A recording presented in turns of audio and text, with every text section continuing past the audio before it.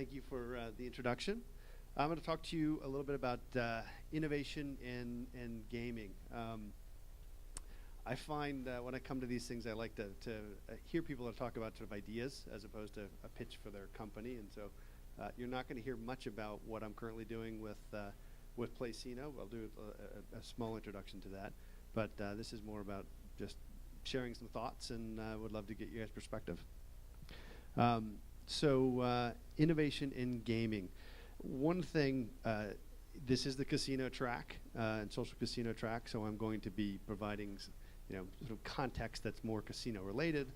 And also when I'm talking about innovation, one of the key things about innovation is doing something interesting, but also creating value in doing that. And as we all are people that are in business and trying to make money, a lot of this is what innovation actually does create revenue and create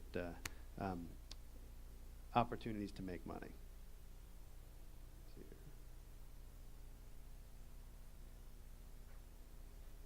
that working? Thank you. Oh, so why am I talking to you about innovation? Who am I, and what do I know about innovation? I've worked at a group of companies. Many of them are large companies, and some of them are startup companies. In every company that I've ever worked for, I've typically been in positions where I was either helping develop strategies or figuring out how to grow businesses in two different directions, and we would either do that by buying companies or trying to build capabilities to move into that direction. Everything was fairly entrepreneurial, or in large companies, entrepreneurial. As I said, my last company was IGT, which was the largest manufacturer of slot machines in the world. They've got about a 50% market share for actual slot machine games. They own, in the US, about a third of the actual back-end SIP systems business. That's the technology that does the accounting and does the marketing and things like that. The last thing I did at that company was where I did strategy to begin with, and then ran the online and mobile commercial business, which was the wager-based gambling business that was online and mobile, predominantly in Europe, because that's the only place where it was truly legal. In that role, I identified Double Down as a potential for growth for IGT, and helped drive that acquisition forward, where IGT bought Double Down for $500 million, and it's turning out to be a pretty phenomenal acquisition for them. My current company, PLAYSINO, we're in the social casino space. We have a bingo product, a poker product, a solitaire product, a casino slot product is on its way. Growing extremely fast. One thing that I learned at IGT when I was looking for strategic partners for IGT to buy was this business is a very interesting, compelling business. It's got a lot higher margins than a regulated space, and it tends to be a much more dynamic and broader audience that you can reach. Other companies, Billboard Magazine was fairly innovative, 20th Century Fox, I ran new media there. I was a consultant at Booz Allen, which is one of the largest strategy consulting companies in the world. One theme that cuts across my entire background is I've always been fascinated with moving companies in new directions and building things from scratch, or getting something that's a nice kernel of an idea and then building it and growing it. So I've told you who I am. I've talked at a number of different Casual Connects, and they're very different everywhere you go. So just to get a show of hands, how many people here are either a game developer or an operator? Okay. How about wager-based gaming? Anybody here in the true gambling space? Got one. Yeah, just a few. How about press consultants? Who are the rest of you? Developers? Straight developers? Well, good, actually, because if from a development standpoint, this is really where I think the value of my talk is going to be structured, because it's I truly believe that innovation happens really at the smaller scale companies. There's a lot of reasons for that. One is if you're doing a startup, you typically are willing to take a lot more risk. You are thinking what's different out there and how do I grow something big and that hasn't been done, or do something better that's been done. Large companies tend to have a lot of overhead associated with the overall business. So you've got lots and lots of meetings. You've got people that are worried about taking risks, because if they take a risk, their boss might not be happy about that risk. That innovation that happens at big companies typically is done via acquisition. So there's a couple of different approaches to this. So the way IGT, for instance, moved into the social casino space was to buy a scaled business. They let the competition for who was going to be the scaled competitor happen, and they're willing to write big checks to do that. But then they've got the scale, they can put their content in it, and they actually have a business that grows even more rapidly. There's a different approach that some big companies are taking. The Intel investment approach, for instance, is to make small investments in lots of different technology companies. They'll continue on investing if the technology grows, and eventually they've got a very close seat at the table to actually pull that technology into the overall Intel world, or get some other type of BD deal associated with it. But it's again using their wallet, their checkbook, to actually get innovation, get eyes into what entrepreneurs are doing. So I think it's much more interesting for the small guy. I've worked for the big companies and tried to pull the small companies in. Small companies like mine, and hopefully everybody in this room that is interested in developing games and being part of the innovation that happens in the gaming space going forward. A lot of times you either want that small company to become big, but more often than not, if you're successful, you'll probably be acquired by a big company along the way. So what are the main drivers of innovation? Technology. It's easy to say technology is one of the big drivers of innovation, but there's really different pieces of that are important. One, probably very interesting one that people would say is the key driver is new ideas or intellectual property. And I'll dig into that in a second.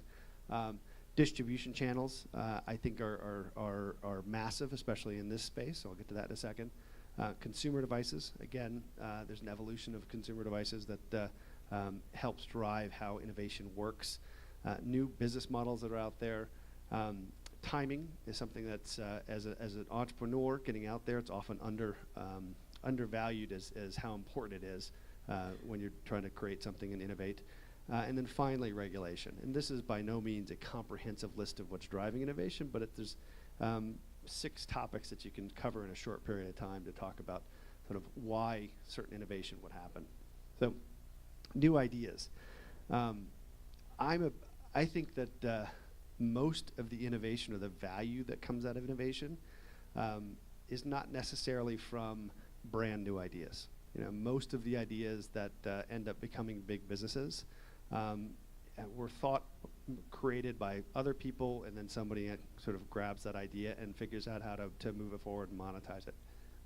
One of the greatest examples of this is with Apple Computer and Steve Jobs, and he's credited as creating the graphical user interface, which came out in the Macintosh computer product. The reality is he borrowed pretty much all of the core ideas from that product from Xerox, which was a big company that had a development shop that was down the street from where Steve Jobs was creating Apple. He weaseled his way into seeing that and was able to get a deal done with the Xerox folks to have them share exactly what they were looking at. And Xerox didn't know what to do with it, Jobs did. And so he ended up taking somebody else's idea, packaging it beautifully, and getting it to market. Ironically, just a couple years later, when Bill Gates was creating Windows and launched Windows, Bill Gates was a key partner to Apple at the time. Apple was doing $1 billion of sales. Bill Gates at Microsoft was doing $30 million of sales. Jobs was just furious. He just saw the graphical user interface that was in Windows and said, "Bring Jobs to me. I want to talk to him." Put Steve Jobs in a room put Bill Gates in a room with Steve Jobs and his management team. And Steve Jobs is known for his temper and was furious and was screaming at Bill Gates. And it was a very telling moment. Bill Gates just sat there and listened to this tirade for about a half an hour, and his explanation was, well, The way I look at it is we both walked into a house to steal somebody's television. You got there first, and there was no television there, but I just made my own. We're both basically thieves in the space, and we knew we were going to be taking somebody else's idea and taking advantage of it. You just got there first. I think that's one example of being able to look at innovation and know what to do with it to create value. Another story in the space that I think is very interesting is in the actual gambling space. So video poker is a very popular, it's a very popular slot game. There's a passionate audience of people that play video poker. It's been around for a long time. There's a machine where you basically play 5 cards draw, but you're playing against the machine, and it'll give you 5 cards. You tell them which ones you want to hold, and if you get jacks or better, or whatever the game is, you win the game. That business was pretty much dominated, 95% market share from IGT, my last company. And it's very, very popular in the U.S. marketplace.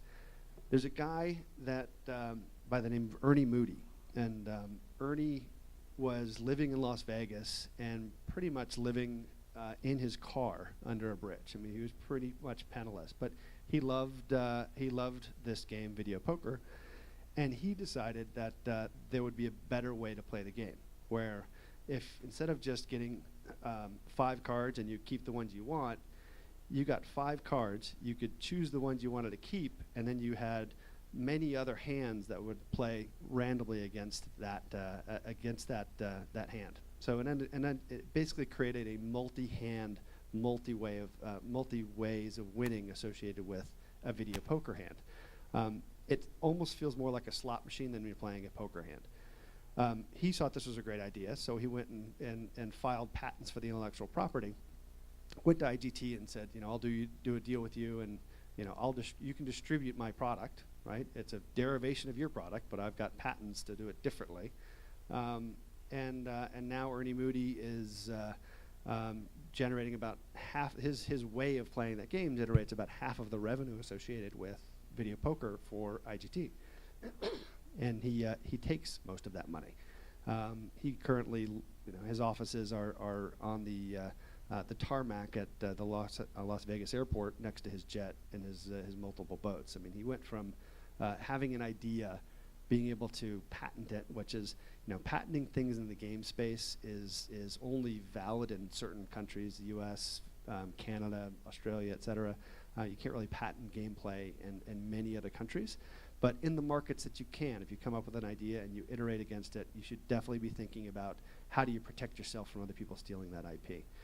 And as the Ernie Moody story will tell you, there's a very, very high reward if you do it correctly. One of the big things I think that's happening in our world today that anybody who's developing games should not overlook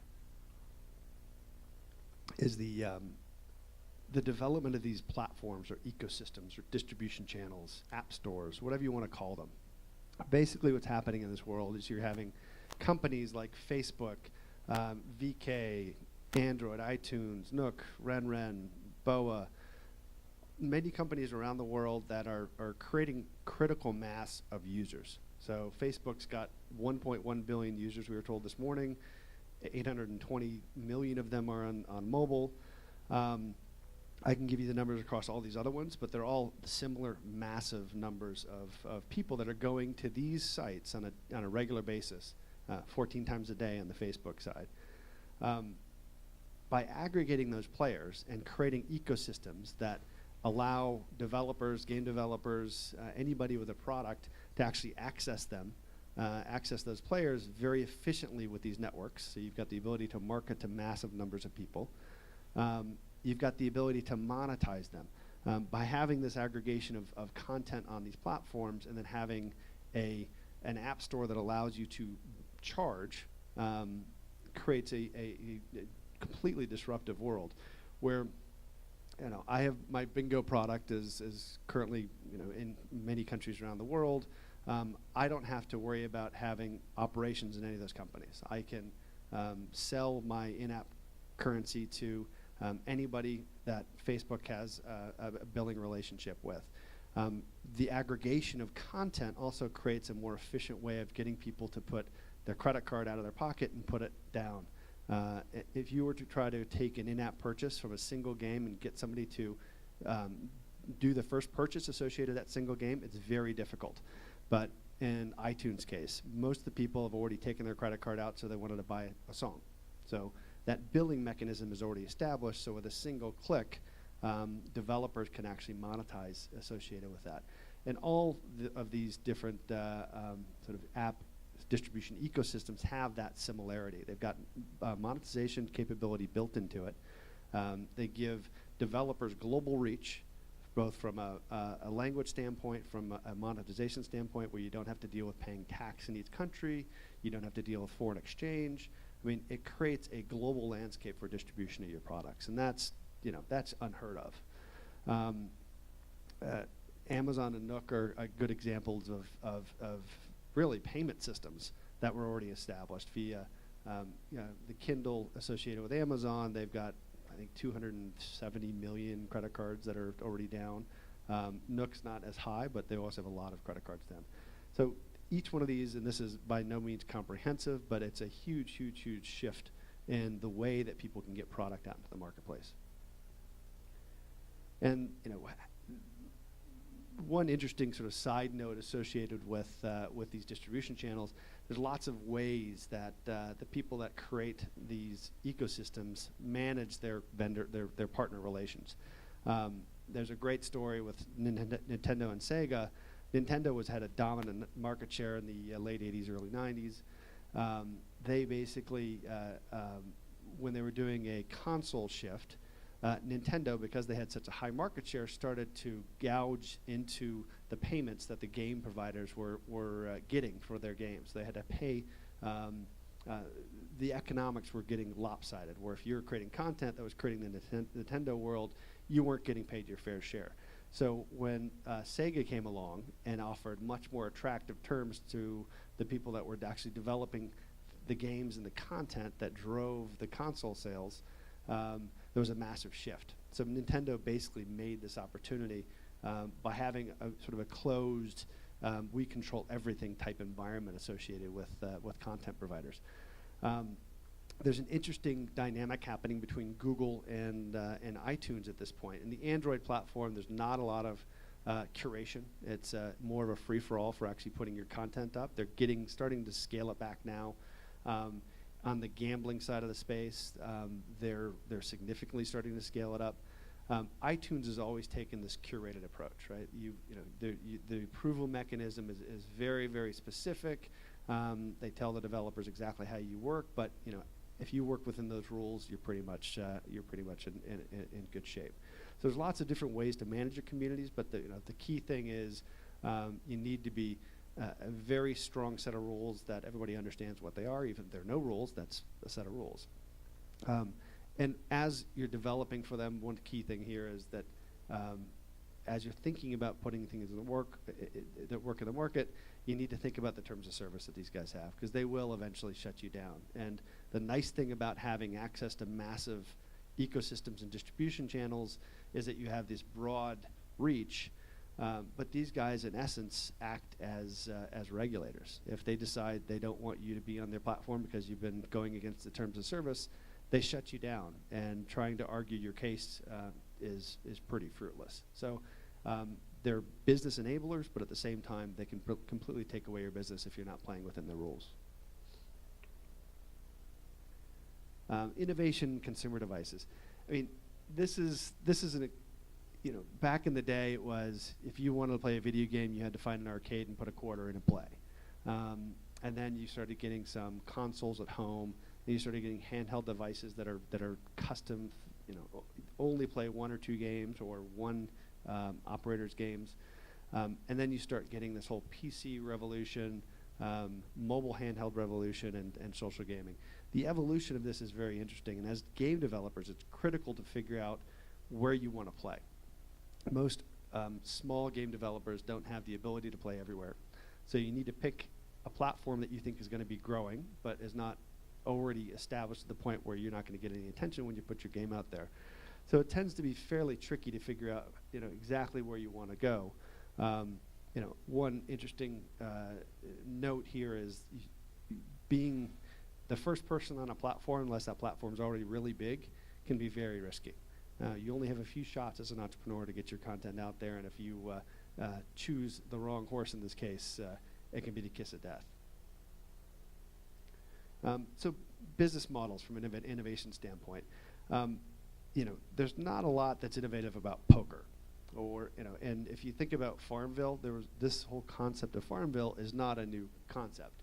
The business model of doing in-app purchases, the whole free-to-play, monetizing via in-game sales of microtransactions, whether it's pigs and goats or if it's chips to play poker, that is innovative, and that's very interesting.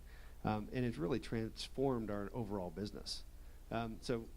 Business models are some things that people typically don't think of as being one of the most innovative things when you're trying to create value. In this case, I think it's probably the most important thing that all of us are going to live with for the next 5 or 10 years. Timing. So innovation and timing, I've alluded to this a couple times. One of the key things with innovation is if you're too early and there's no users to use your product, you're going to go out of business. And in VC-backed startup world, typically if you're early, there's no other way of putting it. You're wrong. You're going to spend your money and you're not going to be able to survive.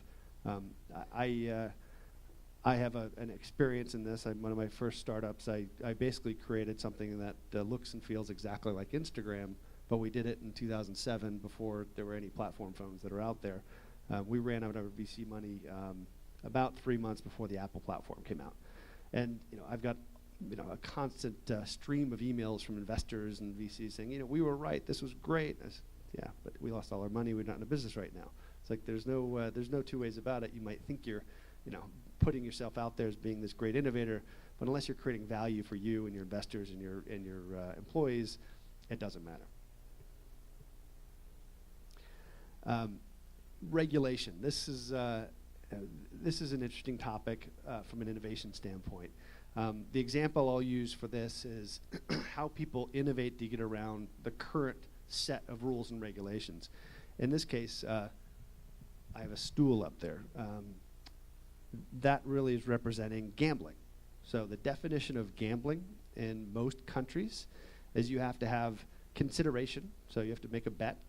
You have to have chance, so some sort of random outcome, and then you have to have prize, which is you get, if you were right with that random outcome, you win your money. If you take any one of those 3 elements out of the equation, then it's not considered gambling. So in the social casino space in the US, for instance, right now, what's growing like gangbusters, $2 million business growing to $7 billion based on a lot of estimates. There's consideration. People have to put money down to buy stuff. There's chance. There's you spin the roulette wheel. That's the exact same roulette wheel you find in the casino or the same slot that you find in the casino. You can never do anything with what you win. So the prize doesn't have any value, so they've taken that 3rd leg of the stool out, and therefore it's not gambling. There's others, if you take that same analogy, there's a company called iWin that came out 10 years ago, 12 years ago, that allowed people to play casino-type games and allowed people to win money doing it, but you never had to put anything down, right? You're putting down your time, and they put ads in front of you, and because you weren't putting any cash consideration down, that wasn't considered gambling. And then in the case of skill gaming, they've taken chance out. If you take chance out, then it's legal. There's an enormous amount of innovation that's happening trying to get around these type of rules and regs. So just to conclude here, innovation is really the lifeblood of most economies. Small companies that are growing are who are the main employers of most economies. So it's huge element to growing businesses and and industries, and in my opinion, it's probably the most fun thing you can do in the space. So get out there and innovate. Thank you very much. Well, I think we have time for one quick question. Okay, well then I will ask a question. We've seen smartphones getting bigger, tablets getting smaller, different sizes. Do you think there's going to be any future innovation, or if you wanted to predict what the next form factor for the device is going to be? Is it going to be a watch? Is it going to be a TV? Is it going to be something in the middle? Look into your crystal ball and tell us. Eventually, it's the embedded chip. It's the Google Glass that's part of your everyday, and you sort of see things. But that, do I think that's going to happen right now? No, it's going to happen down the path. I think I do think you're going to see this type of device going away. It turns into a tablet and then something that is in your pocket. But everything is going to be what's considered mobile. Everything's going to be connected. All your content, all your games, all your experiences are going to be accessible via any device that you have on you. Thank you very much. Thank you.